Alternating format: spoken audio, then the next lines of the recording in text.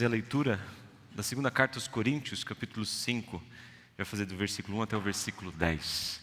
Você tem a Bíblia na mão e quiser abrir, é assim que a gente vai transmitir, mas depois vocês já vão poder deixar a Bíblia aberta para a gente fazer algumas ênfases nesse texto que vai também servir de base para a mensagem.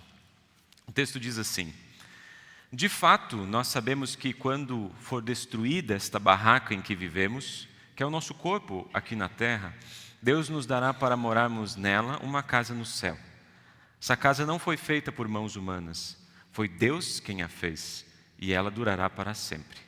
Por isso gememos enquanto vivemos nessa casa de agora, pois gostaríamos de nos mudarmos já para a nossa nova casa no céu. Aquela casa será o nosso corpo celestial. E quando nos vestirmos com ele, não ficaremos sem corpo. Gememos aflitos enquanto vivemos nesta barraca que é o nosso corpo. Isso não é porque queremos ficar livres do nosso corpo terreno. O que desejamos é receber o corpo celestial, para que a vida faça com que é mortal desapareça. E foi Deus quem nos preparou para essa mudança e nos deu o seu Espírito como garantia de tudo que Ele tem para nos dar. Estamos sempre muito animados, pois sabemos que enquanto vivemos neste corpo, estamos longe do lar do Senhor. Porque vivemos pela fé e não pelo que vemos. Estamos muito animados e gostaríamos de deixar de viver neste corpo para irmos viver com o Senhor. Porém, acima de tudo, o que nós queremos é agradar o Senhor, seja vivendo no nosso corpo aqui, seja vivendo lá com o Senhor. Porque todos nós temos de nos apresentar diante de Cristo para sermos julgados por Ele. E cada um vai receber o que merece, de acordo com o que fez de bom ou de mal na sua vida aqui na terra. Até aqui a leitura desse texto da carta de 2 Coríntios, que o apóstolo Paulo escreve para essa comunidade, para essa igreja, e também diz para nós no culto de hoje. Que Deus nos abençoe. Amém. Ao longo da vida eu tive poucas experiências em montar uma barraca. Não sei se vocês já tiveram experiências de passar um final de semana, de acampar e de montar uma barraca. Eu tive poucas, eu vou confessar para vocês. Mas ano passado, no retiro de carnaval, nós jovens aqui decidimos que iríamos dormir em barracas. E todos nós se animamos com isso. E um dos jovens junto falou assim: não, mas eu tenho uma barraca de 6 lugares. E a gente falou assim: 6 lugares? Uau! Chegamos lá em Piedade, na cidade onde a gente ia ter o retiro de carnaval, perto das 22 horas da noite. Então a gente saiu daqui na sexta-feira de tardezinha, então a gente chegou lá bem tarde. E a gente começou a montar a barraca. A gente tinha uma previsão que iria chover. Mas quem se importa com chuva? A gente só se preocupa com a chuva, com a barraca, antes de começar a chover. Mas depois, se a barraca está montada, não tem problema. E a gente começou a montar. Os outros que estavam ali com as suas barracas pequenas, montaram rapidinho. Mas nós tínhamos um apartamento, era quase que um quarto para cada um, assim. E a gente montou aquela parafernália toda na nossa frente, e ninguém com a menor ideia de como montar aquilo. Às 10h30, 11 da noite. E a gente começou a montar, os outros tinham terminado, e os jovens começaram a se colocar à disposição para nos ajudar, os entendidos no assunto, né?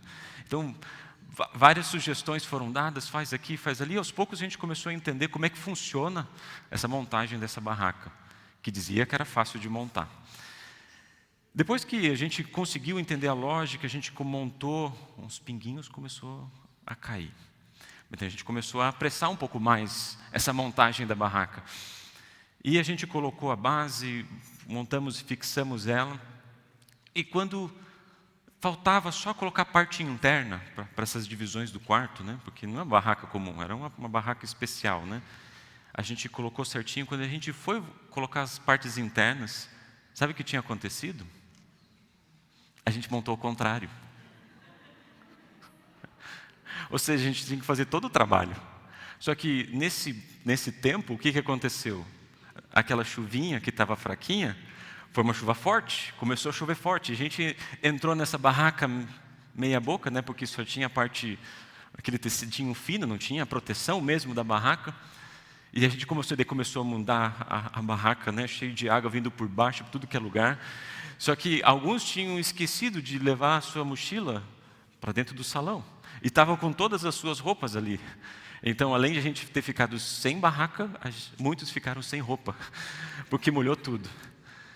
Então, é um pouco desse contexto, né, de talvez vocês tiveram experiências melhores do que a gente.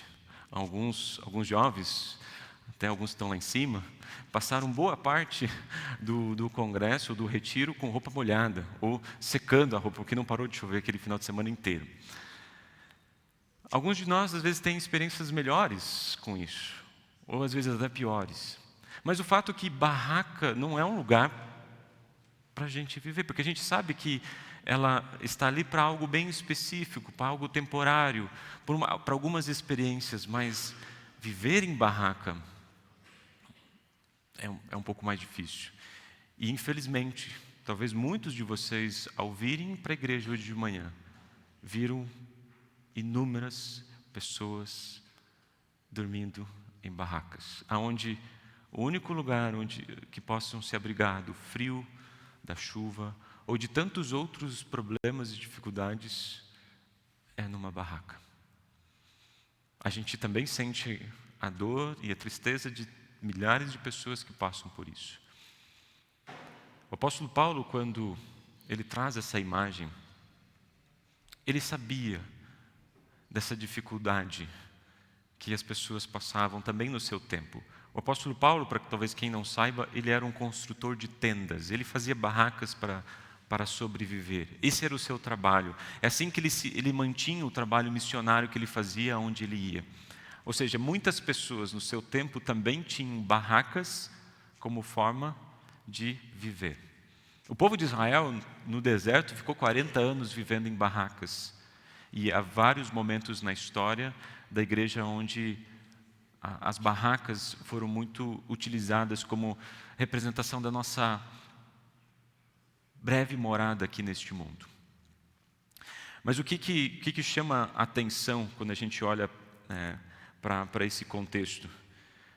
Paulo sabia que era uma estrutura frágil e que deveria ser temporária. Então ele compara esse corpo em que vivemos com uma barraca. Mas antes de a gente entrar nesse texto aqui de 2 Coríntios capítulo 5, eu acho que vale a pena a gente entender o que está por trás, o livro como um todo, e como é que ele nos... O que Paulo está dizendo aqui? O que ele está refletindo junto com a igreja? Para que esse texto ele fique um pouquinho mais claro para nós. Talvez 2 Coríntios é uma das cartas mais pessoais do apóstolo Paulo. Ele abre o seu coração. Ele fala coisas aqui que ele não fala em nenhuma das outras 12 cartas que ele escreveu. É algo muito íntimo, muito pessoal. Tanto das suas fragilidades, mas especialmente das suas fragilidades, de algumas experiências que ele teve com Jesus. Então, não há outra carta mais pessoal. E por ser tão pessoal assim, ser tão íntima, que também é uma das cartas onde oferece muito consolo para nós, muita esperança. É uma esperança concreta em meio às aflições e às dificuldades. Há 2 semanas atrás, a gente começou a refletir sobre esse tema. E Paulo aqui, ele está falando um pouco sobre a sua autoridade como apóstolo. Ele está defendendo a sua autoridade. Mas a gente não precisa pensar que ele está preocupado em perder essa autoridade no sentido que a gente pensa, de que ele não tinha mais autoridade para falar e as pessoas não estavam mais ouvindo ele. Na verdade, as pessoas estavam questionando a autenticidade da mensagem que ele estava carregando. Dizendo assim, Paulo, é esse mesmo que vocês ouvem? Esse Paulo? Quem é Paulo? Deus não está com Paulo, porque se a gente olhar para a vida dele, estava passando por inúmeros problemas, inúmeras dificuldades, inúmeras aflições. E Paulo então defende essa autoridade que a mensagem que ele carregava realmente tinha vindo do próprio Jesus. Ele aborda isso falando então das suas fraquezas e das suas fragilidades. Mas também não dizendo assim, olha como eu sofro e como eu sou um cristão melhor. Não, quando ele fala a respeito das suas fragilidades e das suas fraquezas, é para dizer que o poder do Evangelho, mesmo nas suas limitações, ele transborda na vida das pessoas que estão ao seu redor. Porque não é ele, Paulo, que faz com que as coisas aconteçam, mas é o Evangelho por meio dele. Por isso, há 2 semanas a gente falou um pouco sobre que nós somos potes de barro. O capítulo 4 fala sobre isso. Nós somos potes de barro que carregam o Evangelho, que é um grande tesouro. Mas a gente foi um pouco mais a fundo e a gente disse que a gente não apenas carrega um tesouro, mas a gente reflete esse tesouro também. Porque como esse pote de barro ele é frágil, ele é fraco, muitas vezes ele tem rachaduras, ele quebra, ele precisa ser reconstituído. E o Evangelho, Jesus realmente faz isso por nós. E é justamente nessas fragilidades, nas cicatrizes, nos sofrimentos, nas aflições, que a graça de Deus ela é transmitida na vida das pessoas que estão ao nosso redor. A gente não leu isso, mas ali no finalzinho do capítulo 4, se vocês têm o texto bíblico aberto, a gente vai... É como se Paulo estivesse se preparando para chegar aqui no capítulo 5. Há 3 contrastes que eu gostaria de destacar para vocês. O que é viver pela fé? No versículo 16, nós nunca estamos desanimados. Se a gente lê as dificuldades que ele passou, ele diz, eu não estou desanimado. Eu estou escrevendo isso, mas eu não estou triste, eu não estou desanimado. Mas ele fala, mesmo que o nosso corpo vá se gastando, o nosso espírito vai se renovando. Versículo 17, mesmo que a gente passe por uma aflição passageira e pequena, aqui nesse tempo, tem a glória eterna preparada para nós, o que está nos esperando. Versículo 18, olha, nós não prestamos atenção nas coisas deste mundo, que são frágeis, vulneráveis e passageiras. Nós prestamos atenção nas coisas que são eternas, e essas sim são duradouras e não terminam. Então ele prepara esses 3 contrastes, falando do corpo, das aflições e falando do tempo presente. Para então começar no capítulo 5 agora, destacando justamente essa realidade de que nós somos, nesse mundo em que vivemos, esse corpo é como uma barraca. Mas ao mesmo tempo a gente olha com expectativa aquilo que Deus tem preparado para nós e confia nessa promessa. Olha só como ele começa no capítulo 5. De fato nós sabemos. De fato nós sabemos. E essa pequena expressão me chama muita atenção, porque ele não está falando de algo hipotético. Ele não está falando de uma possibilidade, ele está falando de uma certeza. E para mim isso me chama muita atenção, e às vezes a gente precisa refletir muito sobre isso e ser convencido disso. Porque o que é fé? Como diz lá em Hebreus, fé é a certeza das coisas que esperamos, é a prova de que existem coisas que não podemos ver. E o apóstolo Paulo está dizendo assim, de fato nós sabemos que sim, esse corpo que nós vivemos é como uma barraca, mas nós aguardamos a casa celestial que Deus tem preparado para nós, feita pelas mãos do próprio Deus. Isso não é algo hipotético, uma possibilidade, mas isso é uma certeza. E daí, se a gente olha para o versículo anterior, ele diz assim, nós não olhamos para as coisas que são vistas, mas nós olhamos para as coisas que não se podem ver. Mas por que o apóstolo Paulo traz essa reflexão? Por que ele compara esse tempo, esse corpo, com uma barraca? Porque sentimos que esse corpo, ele não vai durar para sempre. Nós sentimos que a cada ano que passa, a cada momento, a gente não está melhorando. Nosso corpo ele vai se desgastando. As coisas que a gente fazia na juventude, já não consegue mais fazer agora. Está tudo bem. Nós somos mais frágeis, suscetíveis ao desgaste. A gente vai se deteriorando. O nosso corpo vai morrendo. Nosso corpo vai morrendo. E a primeira destaque que eu gostaria de fazer com vocês é justamente esse corpo aqui. Um dia vai conhecer a morte. A não ser que Cristo volte antes. A não ser que Cristo volte antes, nós não vamos morrer, mas seremos transformados. Mas, se Cristo não voltar, enquanto aqui estivermos, todos nós vamos sentir a morte. E talvez esse texto nos prepare para esse momento. A gente não sabe o dia, a gente não sabe a hora. E falar sobre isso muitas vezes é sensível, porque são pessoas, primeiramente nós, porque às vezes a gente tem receio da morte, especialmente a gente tem receio da saudade de alguém que está ao nosso redor, que a gente às vezes não pode mais conviver.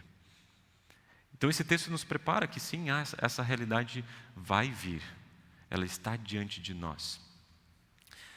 Então, o que a gente vai levar? O que sobrevive à morte? O que a gente investe nosso tempo? O que a gente luta? O que a gente usa nossas energias? Né? O que a gente argumenta? O que a gente busca que vai sobreviver à morte? Talvez a pergunta aqui seja: o que nós podemos levar junto? E eu acredito aqui que todos que estão aqui neste culto acreditam que a vida não termina aqui.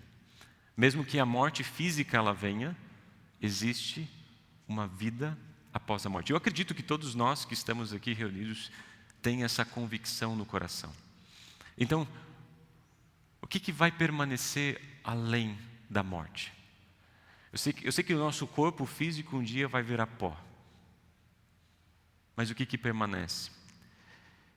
Então, quando a gente vai pensar um pouco sobre aquilo que o apóstolo Paulo está dizendo, sim, e a gente olha para o Salmo, vamos concentrar a nossa vida, vamos se importar também com as coisas que são lá do alto, que são eternas, que não são passageiras, que não são apenas para este mundo, mas que nos fazem não somente olhar, mas desejar aquilo que Deus tem preparado para nós. Enquanto estamos aqui, nós temos essa expectativa daquilo que virá. Nós colocamos a nossa energia, nosso tempo, nossos dons, nossos recursos, também nas coisas que não se vê, aguardando com ansiedade aquilo que Ele tem prometido para nós. E o segundo ponto, que esse texto começa a nos levar a refletir, que esse corpo não é o problema, não basta a gente se livrar dele e desejar estar com Jesus. Olha só o que o apóstolo Paulo ele continua nesse texto a partir do versículo 2. Ele fala assim: gememos, por isso gememos, enquanto vivemos nessa casa de agora, pois gostaríamos de nos mudarmos já para a nossa casa, nova casa no céu. Aquela casa será o nosso corpo celestial.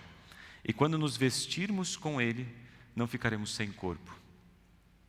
Gememos aflitos enquanto vivemos nessa barraca, que é o nosso corpo. Isso não é porque queremos ficar livres do nosso corpo terreno. O que desejamos é receber o corpo celestial, para que a vida faça com que é mortal desapareça. O apóstolo Paulo fala assim, sim, enquanto estamos aqui, enquanto vivemos neste mundo, enquanto vivemos nesta barraca, gememos e sofremos, passamos por aflições e dificuldades, mas nós não queremos nos livrar desse corpo. O que o apóstolo Paulo está dizendo assim: eu não quero me apresentar diante de Deus como uma alma sem corpo. E aqui tem um segundo aspecto que a gente precisa pensar. Às vezes a esperança cristã ela se resume que após a nossa morte, a gente vai estar com Deus espiritualmente. E esse corpo aqui não tem muita importância. Tem. Paulo não quer se apresentar diante de Deus sem corpo. Por isso que a gente confessa, por isso que a igreja cristã confessa todos os cultos, e a gente precisa ser lembrado em todos os momentos possíveis, que a ressurreição é do corpo para a vida eterna. A ressurreição é do corpo. Estar sem corpo é estar sem lar. Mas como é que a gente pode ter certeza disso? Como é que Deus nos dá essa certeza? Ele começa ali no versículo 5, de fato nós sabemos, mas como é que a gente pode ter certeza que após a nossa morte, na ressurreição, Deus vai nos dar um corpo celestial? Quem nos convence disso é o Espírito Santo. Versículo 5 diz que foi Deus que nos preparou para essa mudança e nos deu o seu Espírito como garantia de tudo que tem para nos dar. Em Pentecostes, faz algumas semanas atrás, a gente está no quarto domingo de Pentecostes, a gente falou um pouco sobre quem é o Espírito Santo e o que ele veio fazer por nós. Muitas vezes a gente acha que se a gente estivesse lá e tivesse visto Jesus ressuscitado, talvez a gente teria mais facilidade de crer. Porque às vezes a gente pensa que crer tem a ver com ver, mas não. O crer não tem a ver com ver. O crer tem a ver com confiar. E é o Espírito Santo que faz com que a gente conheça essa palavra, ouça essa palavra e confie nessa palavra, aguardando aquilo que Ele tem para nos dar. E o Espírito Santo vem nos fazer várias coisas na nossa vida. Primeiro, quando a gente lembra do credo apostólico, ele vem, crê no Espírito Santo, a Santa Igreja Cristã e a comunhão dos santos. O Espírito Santo vem nos convencer que isso aqui é importante. A comunidade cristã, isso não é uma opção para quem é cristão, isso aqui é importante. Ele vem nos convencer de que de fato Deus nos perdoa. Ele carrega os nossos pecados e nos declara perdoados e justos. E o Espírito Santo vem nos convencer de que sim, há ressurreição do corpo e da vida eterna. Que Deus tem preparado um corpo maravilhoso, celestial, para todos nós. E por mais que a gente nessa vida sofra ou tenha muitas aflições no corpo, Deus nos prepara e nos promete que vamos ter um corpo pleno, celestial, não frágil e fraco, vulnerável, mas pleno, perfeito, feito pelas próprias mãos do nosso bondoso Deus. Mas enquanto estamos aqui, e enquanto vivemos nessa barraca, diz o versículo 6 e 8, olha só a expressão que ele coloca, né? Estamos sempre muito animados, pois sabemos que enquanto vivemos neste corpo, estamos longe do Senhor. E versículo 8, estamos muito animados e gostaríamos de deixar de viver neste corpo para viver com o Senhor. Parece às vezes um pouco contraditório o que o apóstolo Paulo fala aqui. E essa é uma expressão muito forte que ele repete 2 vezes. Estamos sempre animados, estamos sempre contentes, mesmo desejando estar com o Senhor. E eu fico pensando, se a gente lê aquilo que o apóstolo Paulo escreveu, aquilo que ele passou, que ele foi apedrejado, que o navio dele quebrou 3 vezes no meio do mar, que ele ficou um tempo à deriva, que ele foi quase morto várias vezes, que ele passou fome, que ele, enfim, a gente pode ler, são 6 listas que ele coloca daquilo que ele passou. E mesmo assim ele diz, estou muito feliz, estou muito animado. É claro que não há felicidade no sofrimento, a gente não precisa achar que, eu estou sofrendo e por isso eu preciso estar feliz. O que ele está falando da que felicidade é essa? O que ânimo é esse? É o ânimo do cuidado do Senhor na sua vida, no momento que você está passando e que você está vivendo. Porque em todas as vezes que o apóstolo Paulo fala e coloca nessas listas as dificuldades que ele passa, em todas as vezes ele coloca, mas é o cuidado do Senhor, é aquilo que Ele nos oferece, é aquilo que Ele nos dá, é Ele que cuida, é Ele que protege, Ele que conduz. A felicidade dele estar unido em Cristo Jesus. Enquanto estamos aqui, vivemos animados, mesmo aguardando aquilo que Deus tem prometido para nós. Versículo 7, eu deixei ele no meio. Por que isso? Porque nós vivemos pela fé e não pelo que nós vemos. Isso talvez pegue um pouco para nós e para a religiosidade dos nossos tempos, porque na espiritualidade de nossos tempos, se não tiver manifestação visível da presença de Deus,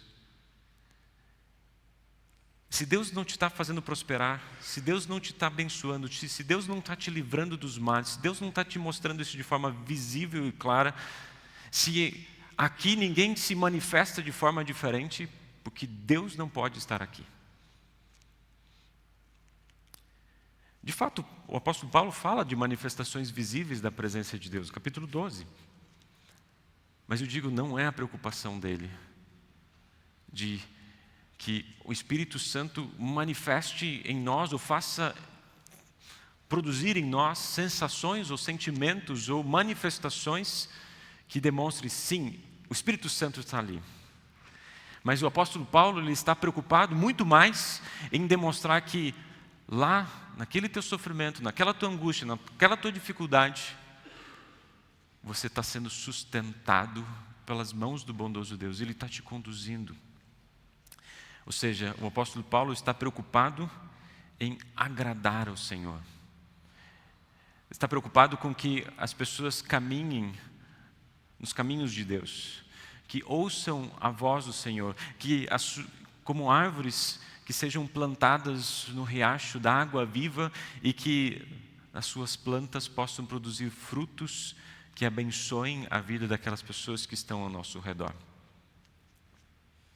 E o último ponto, no versículo 10, diz assim: porque todos nós temos de nos apresentar diante de Cristo para sermos julgados por Ele. E às vezes a gente fica um pouco preocupado com o julgamento final. E eu diria, não fiquem. Não fiquem preocupados nem um pouco com esse julgamento. Porque quem vai julgar? Jesus. Jesus vai julgar. E diferente dos tribunais, dos julgamentos que a gente tem hoje, que muitas vezes podem parecer injustos, com Cristo, com Jesus, não há julgamento injusto. E olha só essa imagem, porque Jesus é aquele que vai julgar. Mas também Jesus, como diz lá em 1 João, que a gente refletiu algumas semanas atrás, é o nosso advogado. Ele não somente julga, mas nos defende. E o mais impressionante de tudo isso é que esse advogado, ele em nosso lugar, ele cobre os nossos pecados, nos declara diante de Deus perdoados, para que a gente possa receber de Deus esse perdão tão maravilhoso que Ele nos concede e nos promete. Ou seja, esse julgamento é um julgamento da graça e da misericórdia de Deus. Então a gente não precisa ter medo ou receio desse julgamento, a gente não precisa esconder nada, porque a gente está unido com Cristo Jesus. E mesmo Deus conhecendo a nossa vida, especialmente Deus conhecendo a nossa vida, Ele vem afirmar: venha e receba de mim uma casa celestial, que eu tenho preparado para vocês. Mas enquanto estamos aqui, vamos viver vidas, talvez a gente tenha ou esteja vivendo vidas difíceis, mas nós olhamos para ela com esperança, animados e confiantes que há algo de melhor por vir. Mesmo que a gente passe por situações difíceis, enquanto vivemos aqui nesta barraca, ou nesta casa, ou neste corpo, confiantes e animados, nós olhamos com esperança para aquilo que Deus tem nos dado, sabendo que há algo melhor por vir. Enquanto vivemos nesta barraca, vamos aproveitar o tempo que nós temos, vamos se importar com aquilo que realmente vale a pena se importar. Vamos investir nosso tempo, nossos dons, nossos recursos para as coisas e situações ou para pessoas que vão receber o Evangelho, manter o Evangelho nas suas vidas e serem abençoadas, porque essas coisas passam a morte. Enquanto vivemos nessa barraca, também vamos suportar os sofrimentos. Gostaríamos de estar com o Senhor. Sim, gostaríamos de estar com Ele já. Mas enquanto estamos aqui, nós somos úteis. Nós somos úteis ao Senhor. Ali onde você está, independente daquilo que você esteja passando, nós somos úteis. Basta olharmos a vida do apóstolo Paulo, ou basta olharmos a nossa vida e percebemos como Deus nos usa, nos capacita, nos conduz para sermos uma bênção na vida de quem está ao nosso redor, para manifestar o poder do Evangelho em nós e por nós. Porque enquanto estamos aqui, nós somos filhos amados do nosso bondoso Deus. E o apóstolo Paulo nos lembra de uma promessa que Deus nos faz. Se em vocês vive o Espírito daquele que ressuscitou Jesus, então aquele que ressuscitou Jesus dará também vida ao corpo mortal de vocês, por meio do seu Espírito que vive em vocês. Você lembra que o Espírito é a garantia? O Espírito Santo vivendo em nós. Assim como ressuscitou Jesus dos mortos, vai chegar um dia que vai também nos ressuscitar, para vivermos com Ele, com Cristo Jesus, com a companhia celeste por todo sempre, no novo céu e na nova terra. Que Deus nos abençoe e que essas promessas que são contidas aqui nesse texto possam ser ditas também por nós, não como uma hipótese ou com incertezas em nossos corações. Que a gente, assim como o apóstolo Paulo, a gente possa também dizer: nós sabemos e nós cremos. Amém. Nos colocamos em pé. Enquanto vivemos nessa barraca, Deus nos dá oportunidades para servi-lo. Que a cada dia e a cada momento possa ser uma alegria de poder servir o nosso bondoso Deus com palavras e com ações. Em nome de Jesus. Amém.